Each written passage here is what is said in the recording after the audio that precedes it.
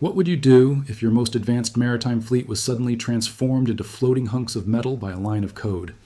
Imagine the shock of a naval commander watching his stealth motherships go blind while deep in enemy waters with no escape. This isn't a hypothetical thriller, but the reality that played out in the dark hours of June 23, 2026. While the world looked elsewhere, a massive shift in electronic warfare just rewrote the rules of global maritime combat. Most mainstream outlets are still wondering why the Russian offensive stalled, but we have the real story they won't tell.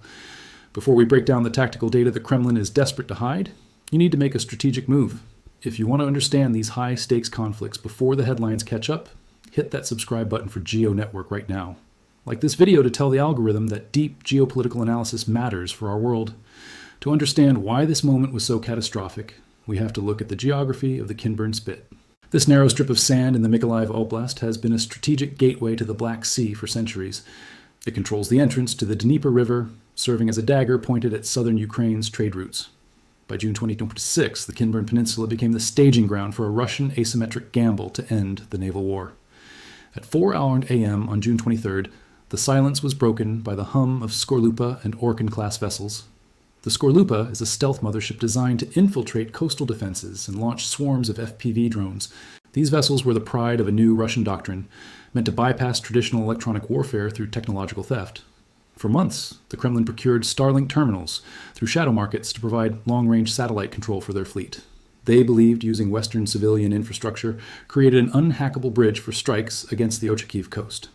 But they forgot one critical rule: you cannot build a permanent victory on borrowed technology. While the Russian fleet moved into position, a software update was rolling out that sealed their fate. SpaceX implemented a Whitelist update, specifically designed to isolate unauthorized terminals in active combat zones. In an instant, the command links for the entire Russian USV fleet went dark, leaving them drifting in the waves. This wasn't just a technical glitch, it was a total strategic blinding that left millions in hardware exposed. Above the chaos, Ukrainian Bayraktar TB2 drones were already watching through their high-resolution sensors at 16,000 feet. The Ukrainian operators targeted the Starlink terminals with precision MAML munitions to ensure they stayed blind. By severing the terminal arrays first, they ensured no command signals could ever reach the motherships again. Let that sink in. A superpower's maritime strategy was dismantled because they relied on a network they didn't actually control. This event marks the start of the Starlink War, where the battlefield is defined by who owns the digital airwaves. While Moscow scrambled to explain why their USVs failed, a larger logistical disaster was only beginning. The failure of the June 23rd attack exposed a massive vulnerability in the Russian 337th Airborne Regiment's defensive posture. They had banked everything on these drones, keeping the Ukrainian Navy at bay while they fortified their positions. With the fleet neutralized, the northern sector of the peninsula became a trap with no exit and no resupply. The Kremlin is currently suppressing reports of the panic that set in when troops realized their shield was gone. This was the opening that Colonel Denis Nosikov, commander of OTG Odesa, had been waiting for. He knew that without maritime cover, the Russian ground forces on the Kinburn Spit were effectively cut off. The Starlink blunder didn't just cost Russia their boats, it cost them the psychological edge. Here is what most coverage gets wrong. This wasn't an isolated incident of bad luck. Ukrainian intelligence knew exactly when the technical trap would spring. They allowed Russia to invest in the Skorlupa platform, then pulled the rug out. Stop and think about what that means for the future of power. If a private software update can neutralize a national navy, the concept of sovereign military power has changed. As the smoke cleared, the real operation was moving into Phase 2. Deep beneath the surface, a new predator was being readied for a mission that would dwarf the Starlink disaster. The Sea Trident ST-1000 was beginning its silent journey toward the Kerch Bridge. Ukrainian boots were finally preparing to touch the sand, signaling the end of Russian control. Changed. As the smoke cleared, the real operation was moving into Phase 2. Deep beneath the surface, a new predator was being readied for a mission that would dwarf the Starlink disaster. The Sea Trident ST-1000 was beginning its silent journey toward the Kerch Bridge.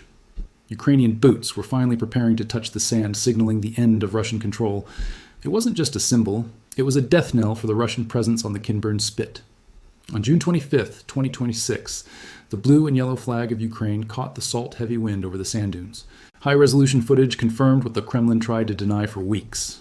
The 801st Separate Unit for Countering Underwater Sabotage Forces had breached the shoreline. This wasn't a random skirmish. It was the culmination of a surgical campaign led by Colonel Denis Nosikov and the Odesa Operational Tactical Group. The flag rising was merely the visible tip of a much deeper, more calculated logistical strangulation. Colonel Denis Nosikov didn't just attack the Russian 337th Airborne Regiment head-on. Instead, he systematically severed the M17 and M18 highways. These are the two concrete arteries feeding Russian forces from Crimea into the Kherson region. Without those roads, the Russian paratroopers were effectively trapped in a desert of sand and salt water. By June 22nd, the situation reached a breaking point. Military analysts are now calling this a total operational burnout. Stop and think about the reality on the ground for the 337th. There was no fresh water, no ammunition reserves, and a complete breakdown in medical evacuation. These elite Russian forces were left to rot under the summer sun. While the Russian command fell apart, Ukrainian drones circled like vultures overhead. This is where the tactical precision of the Bayraktar TB2 changed the rules of engagement. Flying at a steady 16,000 feet, these drones utilized MAML, precision-guided munitions, with terrifying efficiency. They weren't just hitting tanks or bunkers. Ukrainian operators used high-resolution sensors to spot the Starlink terminals used by Russian forces to bypass electronic warfare. A single MAML strike on a terminal meant a total communication blackout. Before we look at how this collapse paved the way for the ultimate underwater strike, I need to know you're following the data. If you realize that the era of massive surface fleets is being ended by these invisible tactics, comment the word Trident down below. Your engagement helps us keep this deep analysis going. Let that sink in for a moment. The 337th Airborne, supposedly an elite Russian force, was neutralized by the destruction of 2 highways and a few targeted drone strikes. This is the new face of 21st century warfare. Logistics are now more lethal than lead on the modern battlefield. The logistical disaster, described by Navy spokesperson Dmytro Pletenchuk, wasn't an accident of war. It was the result of a deliberate multi-domain siege. This siege turned the Kinburn Peninsula into a death trap for the occupiers. And while Russian troops were deserting their posts due to thirst, the 801st Separate Unit was moving in. The 801st is not your average infantry unit. These are divers, technical specialists, and elite commandos trained for the most hostile environments. On the morning of June 25th, they moved with a level of coordination that left the remaining defenders paralyzed. The Russian counteroffensive attempt from days prior was already a memory. The scorched remains of Russian Skorlupa and Russian USVs lay in charred fragments along the coast. Remember the June 23rd interception at 4:00 a.m.? That fleet of Russian stealth motherships tried to storm the Ochakiv coast. They were using shadow market Starlink terminals to maintain long-range control. But SpaceX had already geofenced the region. This effectively blinded the Russian fleet at the most critical moment of their mission. Ukrainian TB2s didn't just destroy the boats, they systematically picked off the command links. This technology gap is why the 337th suffered such a catastrophic burnout. They were fighting a war in the dark. They were unable to call for resupply or coordinate a strategic retreat. Colonel Nosikov's strategy was a masterclass in exploiting the logistics of desperation.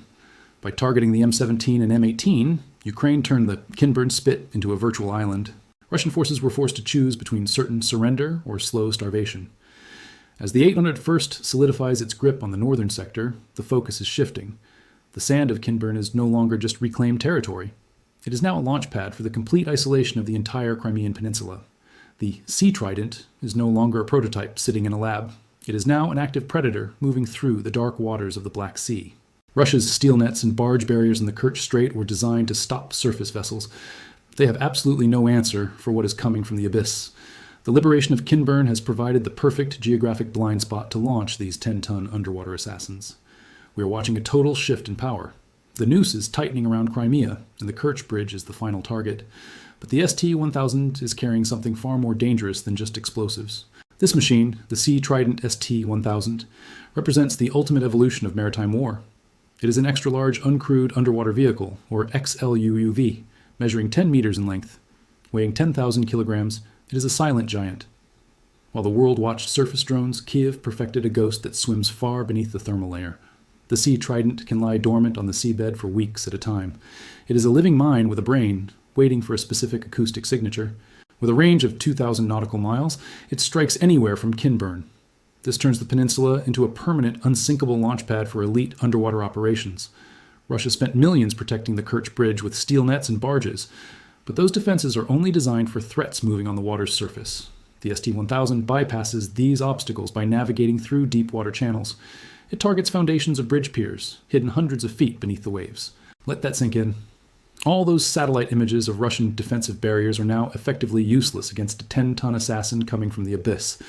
Control of Kinburn by Colonel Denis Nosikov's OTG Odesa wasn't just a PR move.